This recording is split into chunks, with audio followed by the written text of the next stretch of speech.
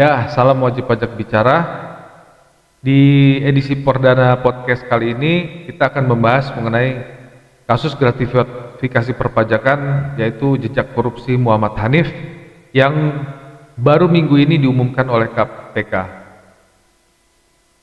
Jadi Muhammad Hanif ini sebelumnya adalah Kepala Kantor Wilayah Dirjen Pajak Jakarta Khusus. Ya, jadi dia terlibat kasus gratifikasi yang diungkapkan oleh KPK senilai 21,5 miliar. Jadi pada tanggal 12 Februari lengkapnya KPK telah mengumumkan dan mengungkapkan bahwa terjadi secara resmi menetapkan Muhammad Hanif sebagai tersangka dalam kasus gratifikasi senilai 21,5 miliar. Nah, tidak hanya itu, pada tanggal 19 Februari 2025 juga KPK telah melarang Hanif berpergian ke luar negeri demi lancarnya pendidikan. Nah, jadi kita lanjutkan.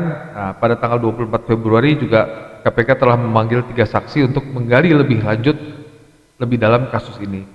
Pemeriksaan tersebut bertujuan untuk menelusuri aliran dana haram di lingkungan Dirjen Pajak yang diduga melibatkan berbagai pihak. Nah, membahas jejak korupsi ini menarik sebenarnya ini ya. Jadi karena Muhammad Hanif ini tahun 2017 sebelumnya pernah diperiksa sebagai saksi dalam kasus suap di PT Eka Prima Ekspor Indonesia terkait dengan pengurusan tunggakan pajak di Dirjen Pajak. Nah, juga di tahun 2020 ya, tepatnya pada tanggal 18 Mei 2020 Hanif kembali hadir di Pengadilan Tipikor Jakarta sebagai saksi dalam kasus suap restitusi pajak yang melibatkan Yul Dirga. Nah, Yul Dirga ini adalah ex kepala KPP PMA 3 Jakarta yang sebelumnya adalah anak buah Hanif. Nah, jadi disinilah terjadi dalam sidang tersebut ya, diungkapkan memang bahwa Yul Dirga menerima email permintaan dana dari Hanif untuk membiayai fashion show anaknya pada tanggal 13 Desember 2016 senilai 150 juta. Jadi di persidangan ya, Hanif mengatakan karena tidak ada perusahaan yang bersedia menjadi sponsor, Hanif akhirnya membiayai acara tersebut dengan dana pribadi. Ya, dari dana pribadi. Sementara KPK sendiri sudah menemukan bahwa ada terjadi sesuatu nih di persidangan ini, sehingga kemudian dilakukan penelusuran lebih lanjut untuk kasus ini terkait email permintaan dana dari Hanif kepada Yul Dirga. Nah, Yul Dirga ini sudah dihukum untuk kasusnya di Tipikor pada tahun 2020. Nah, di baru tahun ini KPK setelah berapa ini? 5 tahun baru berhasil mengungkapkan ya bahwa terjadi gratifikasi kepada Hanif. Yang menarik sebenarnya ini kasus sudah lama gitu loh. Butuh 5 tahun KPK untuk mengungkapkan temuan. Sebenarnya temuan itu juga dari aliran transaksi aja, dari penelusuran uang yang beredar gitu loh, yang mungkin bisa dilakukan secara mudah dan cepat seharusnya. Yang mencurigakan, apakah ini kasus ini diungkapkan karena sehubungan dengan kasus Kortex sekarang ini. Ya, kita tahu Kortex ini kan lagi berlangsung sekarang ini, masyarakat banyak yang kecewa juga frustasi sebenarnya karena Kortex itu menyangkut masyarakat, harkat orang banyak, kehidupan masyarakat. Nah, tapi ternyata tidak berjalan. Nah, wajib pajak stres akhirnya karena takutan bahwa kalau tidak melakukan laporan akan sanksi perpajakan. Sementara Kortex sendiri sistemnya tidak bisa berjalan sempurna dan kemudian masih juga sulit diakses. Nah, untuk menutupi kasus ini kemungkinan diungkapkanlah kasus ini oleh KPK sehingga mungkin supaya masyarakat terdistraksi bahwa ada kasus korupsi pajak. Jadi menurut saya ini kasus receh dan kecil dibandingin Kortex. Kortex itu 1,3 miliar Nanti kita akan bahas di podcast selanjutnya mengenai korsek. Cuman karena kali ini ada berita mengenai gratifikasi pajak, terus ini menarik juga.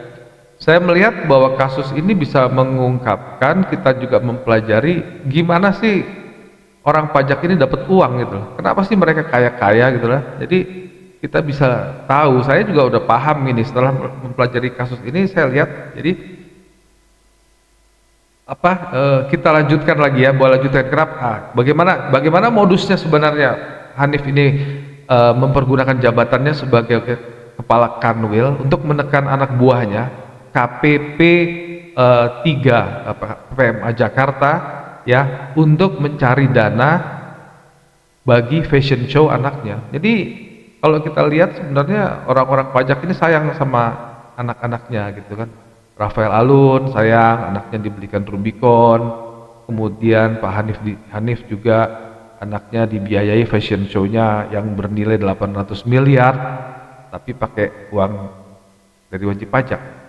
Nah, jadi setelah email itu dikirim, kemudian masuklah dana untuk ke rekening anaknya Hanif. Pak Hanif itu dari wajib pajak dan juga KPP PMA. Ini ada jelas ditemukan oleh KPK bahwa memang staf KPP PMA 3 menyetor uang gitu sampai nilai 300 juta untuk fashion show yang dilakukan anaknya Hanif. Nah, ini kemudian akhirnya terkumpullah uang 380 juta ke dalam rekening anaknya Hanif ini, karena sebelumnya dia bikin proposal itu menyebutkan bahwa dana ditransfer ke rekeningnya. Nah, wajib pajak menerima surat ini gitu loh. Yang jadi pertanyaan kan, kenapa wajib pajak mau gitu loh, mau bayar? Pasti kan ada kepentingan sebelumnya gitu, ada sesuatu yang mereka pernah lakukan dengan kepala KPP dan Kakanwil sehingga mereka enggan untuk menolaknya gitu. Walaupun masa sih kita mau kasih uang kalau nggak ada ratusan juta, nggak ada sesuatu di baliknya dan nggak ada keuntungan secara bisnis lagi. Anda nggak bodoh lah rakyat Indonesia sekarang. Hei KPK, kita nggak bodoh. Kalau Anda nggak sanggup, kita yang akan bongkar. Ya, jadi dari rekening tersebut juga masuk dana dari pihak-pihak lain. Ini dari wajib-wajib pajak yang lain senilai 400 juta. Jadi total dana yang masuk untuk acara fashion show itu akhirnya terkumpul 387 juta dan 417, totalnya senilai 804 juta. Inilah yang untuk membiayai acara yang dilakukan fashion show anaknya tersebut. Nah, kemudian hasil penelusuran KPK melakukan penelusuran mungkin setelah itu. Jadi ya kelihatannya cukup cerdas di sini KPK pada saat dilakukan sidang yang kepala KPP PMA tadi, ya kan? Di situ kan Pak Hanif ini mengatakan bahwa dia membiayai fashion show itu pakai uang pribadinya, itu ada. Tapi ternyata dalam rekening masuk uang 800 juta dari wajib pajak. Jadi enggak, itu artinya bukan uang pribadinya, dan itu mungkin KPK bisa menemukan sehingga akhirnya ditelusuri lebih lanjut dana yang masuk ke rekeningnya kepala KPP Kanwil pajak ini akhirnya bagaimana gitu. Nah, akhirnya terkuak bahwa dia melakukan sebenarnya pencucian uang gitu. Jadi dia memakai nama seseorang, yaitu namanya BSH, untuk menghimpun dana masuk ke dalam rekeningnya, menghimpun dana ke dalam rekening BSH. BSH ini menempatkan dana itu di sebuah bank, dan pada akhirnya uang yang BSH kumpul ini dikembalikan ke dalam rekeningnya Hanif, total senilai 14 miliar. Nah, jadi ini sebenarnya biasa di modusnya aparat pajak begitu, sama juga dengan di kepolisian. Mereka pakai nama seseorang ya untuk mencuci uang yang mereka kumpulkan. Nah, dalam kasus Hanif ini si BSH inilah yang dipakai namanya, untuk menutupi hasil uang yang didapatkan dari wajib pajak. senilai total 14 miliar akhirnya terkumpul. Nah, selain lagi itu juga di penelusuran KPK menemukan bahwa terjadi transaksi falas dari Pak Hanif ini senilai 6 miliar. Jadi ya ini ada biasa uang-uang nggak jelas kan, tentu dari dalam bentuk dolar supaya lebih mudah menyamarkan, itu ada 6 miliar transaksi. Jadi ya kita bisa berpikir juga apakah gajinya sendiri bisa ditukar dolar kemudian dikonversi. Nggak bodoh lah kita ya sekarang, kita nggak bodoh lah, warga negara Indonesia tidak bodoh, dan kita akan menelusuri. Jadi akhirnya KPK menemukan bahwa ternyata Muhammad Hanif ini melakukan mereka menyebut menerima gratifikasi sebesar 21,5 miliar dari uang-uang dengan mempergunakan jabatannya. Nah, KPK nggak bisa bilang ini korupsi karena tidak bisa membuktikan. Karena ini KPK nggak bisa membuktikan korupsi, makanya KPK bilang gratifikasi. Tapi mudah-mudahan KPK bisa menemukan korupsi dari uang yang diterima oleh Hanif senilai 21 miliar ini gitu ya. Jadi kalau nggak ujung-ujungnya dijadikan TPPU, ini bukan korupsi nanti jadinya ya. Jadi itulah yang terjadi minggu kemarin. KPK mengumumkan Muhammad Hanif sebagai penerima gratifikasi dengan jabatannya sebagai Kakanwil di Jakarta. Nah, jadi yang menarik, akhirnya saya menelusuri ke LHKPN. Jadi LHKPN Muhammad Hanif itu bisa ditelusuri jelas ya.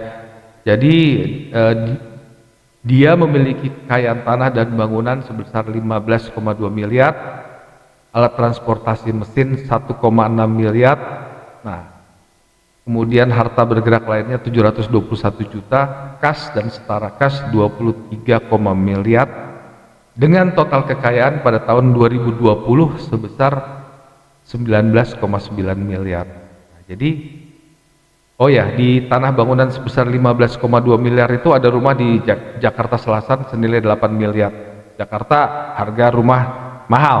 Kalau ada pegawai negeri bisa beli rumah di Jakarta, kalau nggak korupsi mungkin dapat uang dari langit. Ya, jadi sebenarnya matching antara korupsinya Hanif senilai 21,5 miliar dengan kekayaannya 19,9 miliar. Ya, jadi ini membuka sebenarnya bagaimana aparat pajak itu mendapatkan kekayaannya. Nah, kita sekarang tahu gitu loh. Apalagi banyak orang pajak ini memiliki cash, uang cash. Kalau Anda buka LHKPN pajak itu cashnya miliaran gitu kan. Sementara gajinya hanya puluhan juta gitu kan. Sementara cashnya miliaran. Nah, ini lucunya di negara ini ya cuman lapor aja, nggak ditindaklanjuti. Tapi sebagai wajib pajak dan warga masyarakat, sekarang kita bisa melihat bagaimana cara orang pajak mendapatkan kekayaannya. Ya, ini sebenarnya tinggal bicara aja wajib pajak yang pernah memberikan uang atau gratifikasi kepada oknum pajak gitu. Tapi kemungkinan juga nggak akan ngomong gitu, karena sebenarnya mereka juga diuntungkan gitu loh dari uang yang dibayar mungkin ke aparat pajak. Itu sebenarnya bisa bilang sebenarnya sih sejujurnya mungkin sekitar 10 atau 20% dari uang yang ditilap sama wajib pajak itu sendiri. Jadi ini kong kali kong sebenarnya ujung-ujungnya gitu kan. Jadi wajib pajak ini, aparat pajak ini sebenarnya jangan wajib pajak sebenarnya yang mesti dikejar-kejar. Yang mengkorupsi uang pajak itu aparat Anda sendiri sebenarnya gitu kan. Karena mereka berkorupsi dan korupsi dengan wajib pajak untuk mengurangi penerimaan negara ya, dengan saling bicara di belakang meja gitu kan, uangnya untuk masuk ke kantong mereka. Jadi yang untuk negara harusnya 100 disetor hanya 20 gitu kan. Nah, ini sebenarnya yang harus diobok-obok gitu. Nah, kita bisa lihat sebenarnya dari LHKPN aparat negara ini dengan uang cash yang mereka punya miliaran ini, kita bisa baca lah. Jadi mungkin ke depan saya akan buka lah jadi modus-modus korupsi aparat-aparat di Indonesia ini, mulai dari Gayus Tambunan, kemudian si Rafael Alun, kemudian ini Hanif. Sebenarnya modusnya sih sama aja. Mungkin nanti ada Cortex lah kita bahas juga gimana sih Cortex itu kalau dikorupsi uangnya, ini agak Cortex ini agak rumit dan jelimet sebenarnya, tapi akan kita bahas. Jadi Anda jangan lupa share, like, mungkin komen tidak masalah di bawah ini, karena channel ini kita sebagai wajib pajak akan memberikan sesuatu kepada pemerintah untuk memperbaiki sistem perpajakan kita, sehingga perpajakan Indonesia akan lebih baik, negara akan bisa dapat uang dari wajib pajak dan tidak dikorupsi, ya. Jadi dikorupsi ini highlight juga Pak Prabowo sebenarnya. Aparat pajak ini dibersihkan dulu sebenarnya gitu kan. Modus semua kita sudah tahu, sama-sama tahu gitu kan ya. Jadi nanti saya akan bahas di Ketpos selanjutnya. Jadi kesimpulannya bahwa kasus yang menjerat Hanif Muhammad ini semakin membuktikan bahwa kasus korupsi di sektor perpajakan menjadi momok yang serius bagi bangsa Indonesia ini. Jadi dugaan penerimaan gravitasi hingga puluhan miliar rupiah serta penggunaan dana untuk kepentingan pribadi menunjukkan betapa lemahnya pengawasan terhadap pejabat publik. Pengawasan terhadap pejabat publik. Jadi sekarang masyarakat menunggu langkah tegas KPK. Apakah kasus ini akan menyeret nama-nama lain di lingkungan Dirjen Pajak? Apakah Hanif akan segera dipajak? Apakah kasus ini hanya untuk menutupi Cortex karena Hanif sudah mungkin sudah pensiun mungkin sekarang, ya. Jadi udah pensiun baru diperiksa gitu. Yang menarik sebenarnya pada saat dia masih menjabat kemudian ditangkap itu lebih menarik. Jadi saya sih sebenarnya ini kasus untuk menutupi kasus Cortex sebenarnya lah mungkin ya, supaya kasus Cortex bisa ditutup, wajib pajak sibuk dengan gratifikasi yang dilakukan Muhammad Hanif, padahal ini kasus lama Pak, 2020. KPK butuh 5 tahun untuk membawa kasus ini karena kan bisa pikir 5 tahun untuk kok lama sekali gitu kan, gimana ini cara kerjanya KPK juga kemudian diungkapkan pada saat ada masalah dengan Cortex supaya terdistraksi ini wajib pajak. Jadi penutup saya adalah ulasan lengkap mengenai kasus gratifikasi Muhammad Hanif ini akan panjang dan kita ungkapkan lebih lanjut. Jangan lupa like, share, komen, dan ikuti episode podcast selanjutnya ya. Semoga kita tetap kritis terhadap kasus korupsi di negara ini ya. Salam, wassalamualaikum warahmatullahi wabarakatuh.